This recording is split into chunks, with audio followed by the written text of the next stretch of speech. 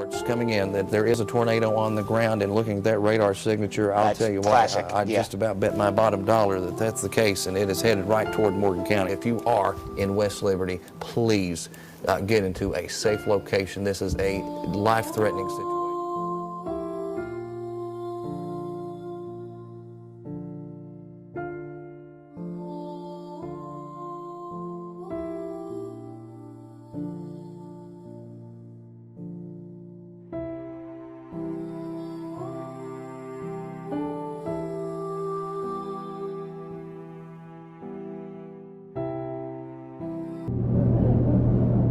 TV and everybody looks like the tornado coming. I wasn't really paying that much attention. I think I was going to get where it's at. By the time they were 5-4 in there with me, and they jumped on the pool table, and John Brown grabbed a hold of me. I said, the phone took me on the pool table, said, you got to get down. About this time, the whole building got we moved a lot of boards and stuff and crawled out. Changing the whole thing fell down. But home was here right here on Broadway. Actually, I was not here. I was pastor of 3 small churches in Owsley County, Kentucky, on March the 2nd of 2012. And I remember very clearly the reports of the tornado headed into eastern Kentucky, tornadoes heading into eastern Kentucky. And there was great concern in Owsley County about what might happen there. And one of my churches there in Boonville became a center for people to come and hide out while we anticipated the possibility of a tornado that never did materialize in Boonville. But we heard then about what happened in West Liberty. Actually, the next day, we did not hear that night. So I was not in West Liberty when the tornado hit. However, the pastor of the West Liberty United Methodist Church at that time was a fellow named Kenny Jett.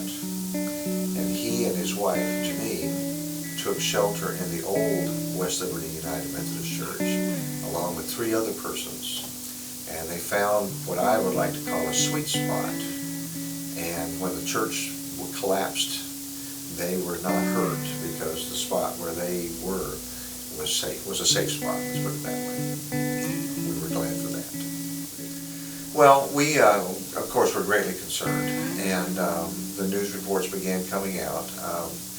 And the United Methodist Church is a connectional church, and so we wanted to see what we could do to help. And the 3 churches that I pastored at that time basically asked me to come over and see what had happened and how we might be able to help.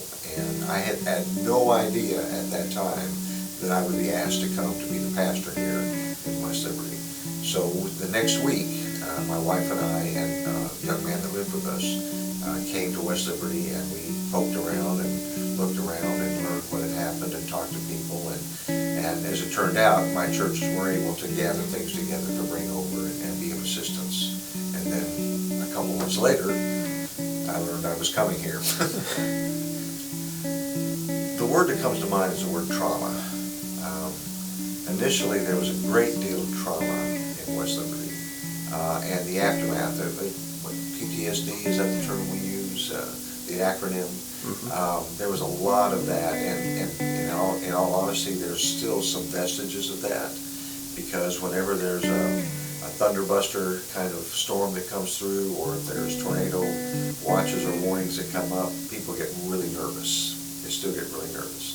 That's beginning to subside some, but we still got a ways to go yet. And I also know that in the school system, I'm a cross-country track coach, and whenever we have the threat of severe weather, we get a little uptight in the school system and might even let out early if possible. Those kinds of things are vestiges of what's happened from the tornado 4 years ago. The town suffered severe damage. There were 2 major churches in town that were completely destroyed. A lot of buildings that were completely destroyed. What I see now happening is the beginning of building back. Positive signs like the rebuilding of the West Liberty United Methodist Church and the West Liberty Christian Church have been morale boosters for our community. The The return of the commercial bank, which is across the street from our church, has been a big morale booster. And other businesses which are beginning to return, but there are still holes, there are still spots where there's nothing there yet. And there are still question marks in that regard. Well, I was at home, and I'm a member of the West Liberty Volunteer Fire Department, and a call came across the radio that from Judge Conley that West Liberty took a direct hit, and an all call for all emergency personnel to come to West Liberty.